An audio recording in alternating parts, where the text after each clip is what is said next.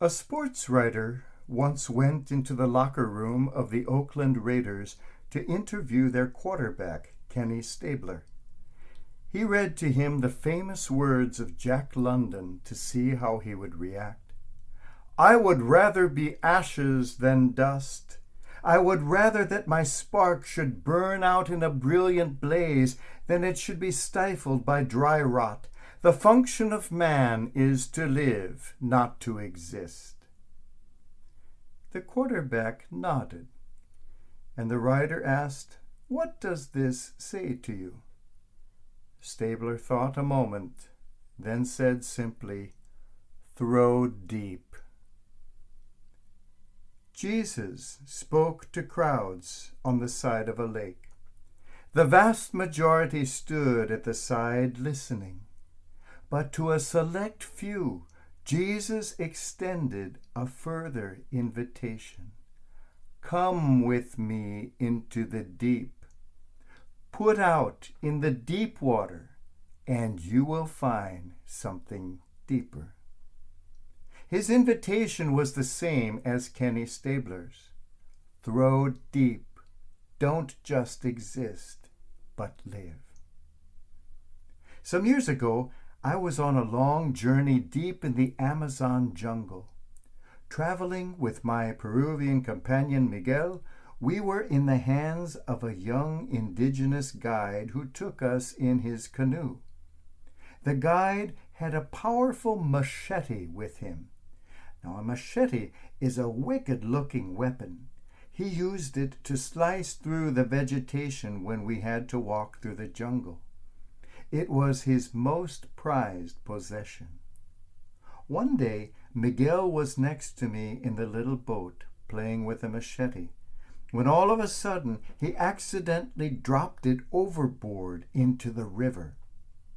He looked up at me in terror and said, "Uh-oh." Now, the Amazon River is filled with interesting things like anacondas and alligators and the man-eating piranha. It's not a place you want to stick your hand into. Miguel looked at me with tears in his eyes and decided it was time to fess up to our young guide. "I am so sorry," he admitted. "I have dropped your machete into the water." Without blinking, without another thought, the guide asked, "Where did it fall?" He immediately stripped off his clothes and dived into the water with the anacondas, piranhas, and alligators, and heaven knows what else.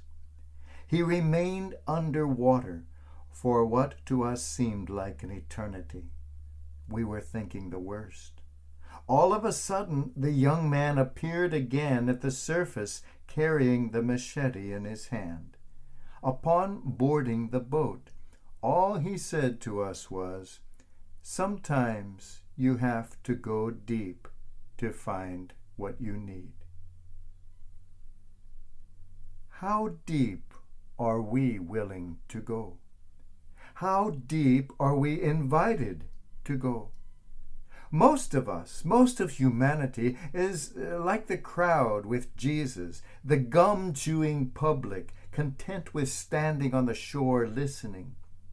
But to the select few is given a further invitation.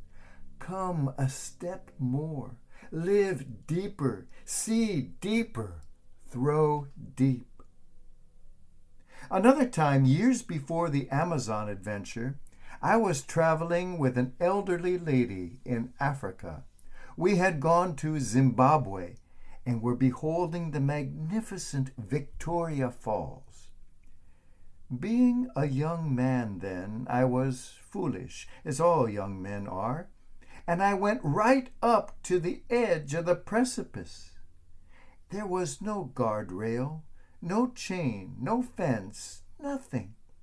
I went to the very edge and looked down those thousands of feet. It was a scary moment, but I'm glad I saw it. The old lady nearly had a heart attack seeing me do this. She grabbed onto me and pulled me back until I fell down. "How could you do that?" she cried. "Don't you realize how dangerous it was for you to stand there on that precipice?" I said simply, "I wanted to see deeper." To which she replied, "You always do." I wanted to see deeper.